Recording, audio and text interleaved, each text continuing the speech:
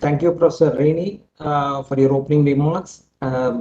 First, let me thank the Academy, Council, and Sectional Committee members for electing me as a fellow of this prestigious Academy. And thank you for inviting me to share my research with learned colleagues at the Academy.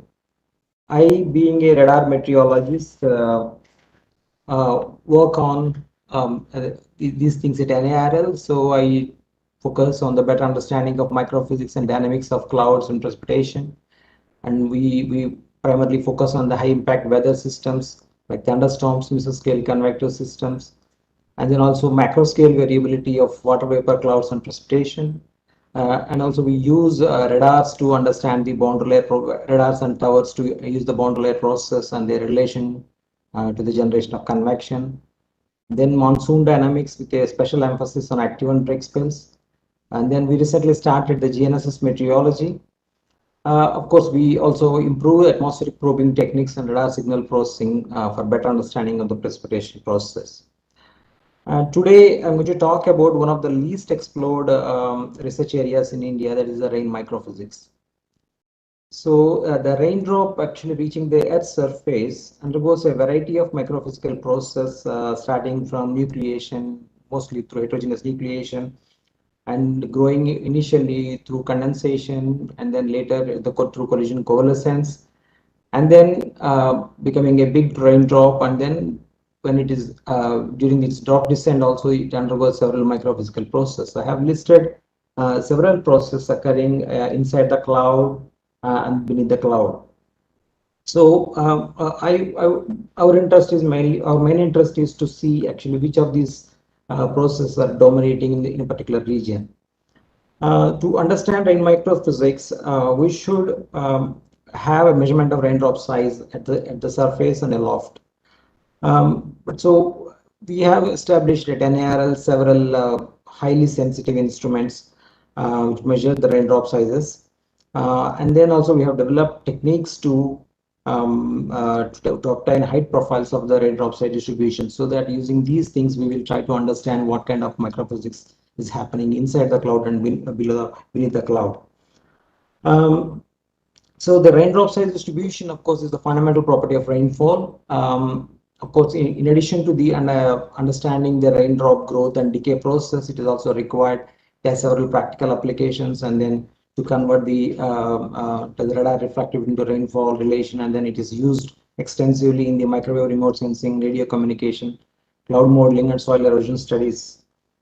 So to understand, the knowledge of, so we all know that in South India, particularly southeastern side of India, we get rainfall in both monsoon season, in southwest monsoon and northeast monsoon. So when we check the DSD, drop size distribution in these seasons, we found significant differences in these distribution. We expect similar distribution in both the seasons, but what we found is smaller drops are preponderant in the northeast monsoon, even at the same rain rate. For example, if you see in this plot, nearly if you see the total number of raindrops are 100, then in the northeast monsoon you see the smaller drops are somewhere around 80%. So the nearly 80 to 90% of the smaller drops are you see in the northeast monsoon, and this is not an anomalous feature. It is observed in all the years. For example, you see on the right side plot, in different rain rates, always these blue lines are below the red lines. That means that the smaller drops are preponderant in the northeast monsoon. So why these smaller drops are preponderant, or bigger drops are more in the southwest monsoon? So which microphysical process is responsible for these kind of differences in the at the same place we see a different distributions? So when we see whether these differences are occurring at the drop formation stage or during the drop evolution stage. So then to check that, first what we did is we have examined the cloud effective radius measured by the MODIS. And then what we found is the cloud effective radius is larger in the northeast monsoon. And that is a typical oceanic oceanic cloud nature. See, in the Gadanki is close to the east coast, so in the northeast monsoon, because the winds come from the or the Bay of Bengal, so we can expect oceanic clouds during the northeast monsoon. But what we see at the surface is completely opposite. we see a bigger drops in the southwest monsoon and then smaller drops in the northeast monsoon. So it means that there are some processes actually during the drop descent that are occurring, and they are primarily responsible for the observed differences, whatever we are seeing at the surface. So what are those processes? To understand those things, we have considered several background meteorological parameters like temperature, humidity, and then intensity of rain, then rain top height, using the radars and then other background meteorological parameters. So what we found is the high temperature and intense convective activity. Of course, then strong updrafts in the southwest monsoon. They're modifying the drop size distribution through operation, drop sorting, and collision coalescence process, and they are primarily responsible for the observed differences in the DSD. So we know that evaporation reduces the number of smaller drops and of course increases the DM. That's what we are seeing there. And also the intense convective activity and then the strong updrafts in the southwest monsoon affects the rain DSD in different ways. One is actually um, strong updrafts carry small drops to higher altitudes and then to divergent regions above the updrafts, but it allows bigger drops to precipitate locally, so thereby increasing the DM values. And also the updrafts hold the smaller drops aloft and thereby increasing the chance of collision with other drops and thereby increasing the drop size. So these are the microphysical processes which are responsible for the large DM that what we see in the southwest monsoon. And then actually in the first instance, we thought that the differences are coming due to the nature of precipitating system. That is basically the continental systems in the southwest monsoon and then oceanic systems in the northeast monsoon. If that is true, then we can expect that no or less seasonal difference in DSD in the cyclones. So what we did is we have taken the data in both the monsoon season, cyclonic data. Of course, unfortunately, actually we don't get any cyclones during the southwest monsoon. So we have taken mostly the low pressure systems and the depressions. Whereas in the northeast monsoon, we do get cyclones. So we have taken that data. And then when we check the both southwest, the DSD corresponding to the cyclonic disturbances, then what we found is that there are two important things we have noticed in that exercise. One is actually the cloud effective radius, whatever we are seeing in the both monsoon season, particularly related to the cyclone time. It is same we get nearly equal values in both the seasons. It indicates that this basically what we are seeing is the clouds are similar. Both are coming from the ocean, whereas but we see the same the same kind of the DSD at the ground. So it means it also confirms that the whatever it also confirms that actually the microphysical processes occurring during the drop descent are predominantly they are causing these differences at the surface. And then another important finding that we have seen is the drops in the cyclonic distribution.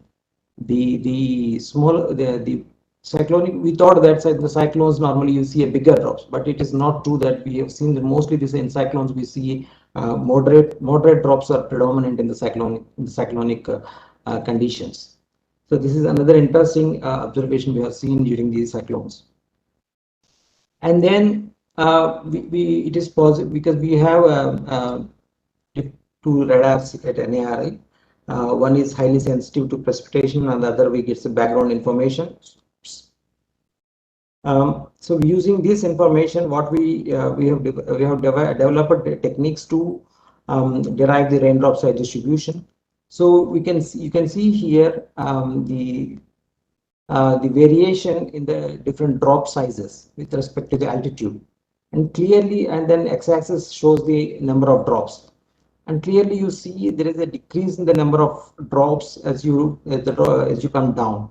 So it indicates that the drops are actually decreasing with altitude. So it also clearly shows that the evaporation is predominant in this southwest monsoon season.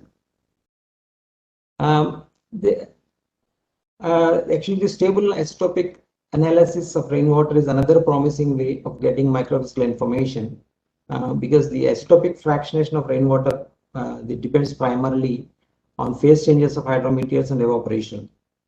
So the temporal changes in isotopic content of rainwater, it provides, of course, clues to the microphysical process occurring within the cloud and also beneath the cloud. So what we did is we conducted a campaign wherein rain samples were collected during the passage of several mesoscale convector systems. What we found is here clearly, actually, the two things, we found two important things. One is parallelly we have operated our radars also, and here we can see that this is the height profile, this is the time, raindrop size, and then the variation of the raindrop size distribution. And clearly we can see as the altitude comes down, we can see the number of drops, the smaller drops are actually reducing with the altitude.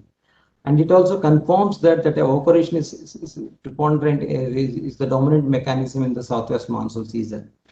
And other thing is actually the V shape, the delta 18 O. So we can see that the V shape, it's a very puzzling V shape. Why it is coming, that is not known. Normally what we expect due to the amount effect is actually it reduces like this, but then why it is coming, why it is again increasing is not known. And then several suggestions were given to explain that V-type structure. And what we found is actually the hydrometeors actually through condensation, the drops are forming, the hydrometeors are forming in the convection stage, and then they are pushed aloft and they fall in the stratiform region. So, but then what is happening is they retain this with their basic character, whatever they attained at the time of condensation. And then because that is actually they will have more isotopic fraction values. So they actually again they're responsible for the whatever we are seeing that increase again in the isotopic values. This is another very interesting and then not clearly understood process. Actually, we have not done much in India. So that is actually the understanding of the radar brightband. Mainly because we don't have a suitable measurements to understand the radar brightband. And this is a very important region of the atmosphere where this melting of the hydrometeors occurs. So then because of the melting, there is a lot of latent heat of absorption occurs. So then that drives several circulations also. So, but then we have with UHF wind profiler, we have taken a lot of data, so 3-4 years of data we have collected, and then we use this data to understand this the melting layer. Actually, the earlier people thought that the through modeling studies and then some poor resolution measurements, the thickness of the bright band is symmetric and also around its peak, and also thickness actually varies linearly with reflectivity. But these high resolution measurements have proven both the things are wrong. So our measurements have clearly shown that actually this is symmetric and also the thickness doesn't vary linearly. So it shows some kinds of distribution. And then it goes like a power law, and then and then there are different microphysical processes which are causing actually this kind of different slopes in these two regions. Actually, the minor rhyming is actually responsible for this slope, and then aggregation is responsible for this slope. So there are two different mechanisms occurring in these, which is causing this kind of different slopes. And also there is another interesting observation we have seen in the radar brightband thickness, particularly in the 2 monsoon seasons. For the same reflectivity, we see a different kind of brightband thicknesses. And then we thought that actually the thickness depends on the temperature also. So if the temperature, the gradient is small, for example, then what happens is the thickness may increase. But then But so in that respect, actually, when we see that in the northeast monsoon, the post monsoon, actually the thickness is large compared to the southwest monsoon. But surprisingly, we expected actually in the northeast monsoon the gradient will be small, but we found that the gradient is large. So it is some sort of a puzzle why then in the northeast monsoon actually the thickness will be large. Then we found that this actually the density effect, that these hydrometeors, whatever we are seeing, the snowflakes are actually they are actually more dense in the northeast monsoon compared to the southwest monsoon. So now you're trying to understand actually why the density is actually more in the northeast monsoon compared to the southwest monsoon. It's somewhat sort of puzzling. So we are trying different things. Actually, we are trying to bring in then turbulence and other processes to understand that. So we know that actually the monsoon, the Indian monsoon exhibits active and break spells. And then these active and break spells are not really coherent, are not coherent within India. So there are several definitions to explain to identify the active and break monsoon spells. So for example, there are several I have listed here. What we have seen is what we have observed is that only at the southeast India. So we wanted to see that actually what are the different microphysical processes occurring in different climatic zones of India. So what we did is first fortunately we have a global precipitation measurement GPM which provides the DM in different across the world in plus or minus 68 degrees. So what we did is we have checked whether it is giving correct the drop size measurements. Then we know at Gadanki that there is seasonal differences are very clear. So we wanted to see whether GPM is able to reproduce this feature or not. So we found that actually GPM is not able to reproduce this feature. This is a version 4. So we have told that actually there are some problems in the retrieval techniques. Particularly whatever technique they use, single frequency and the dual frequency technique, then there are problems. And then now these problems were rectified, and then the new version they provided, then in that actually some of these things were rectified.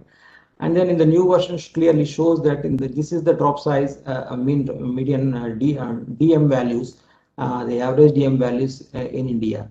So we can see clearly in the northwestern region, then there's large drops are generally present. And then whereas in the Arabian Sea, actually we see very small drops in the Arabian Sea and then also along the west coast. And then there's the same thing, we can see it here. And then we try to understand what are the processes responsible for these differences. And then we used several parameters like the gradients in the reflectivity profiles, and then storm heights, and then background meteorological parameters. What we found is the smaller drops actually we found in they're preponderant in the Arabian Sea and Western Ghats, and then that's mainly because of the shallow rain. The shallow rain is predominant in that region, and then the low-level hydrometeor growth is the main mechanism is occurring in these regions. And also the bigger drops are actually seen mostly in the northwest India and then southeast peninsular India. They are the dry regions of India, and then the evaporation actually is playing a major role, which will be modifying the distribution. And having said that, we try to we also propose a spaceborne precipitation radar. We wanted to have our own radar so that we can study these microphysical processes in a better way. And then thank you very much. We have one question. We have time for one question that comes from Rama Govindarajan.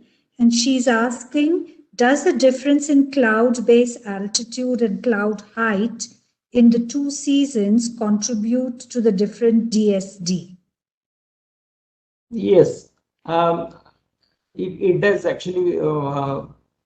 But actually what we are seeing is the cloud effective radius is completely different. But what is happening is what are the processes which are occurring below the cloud.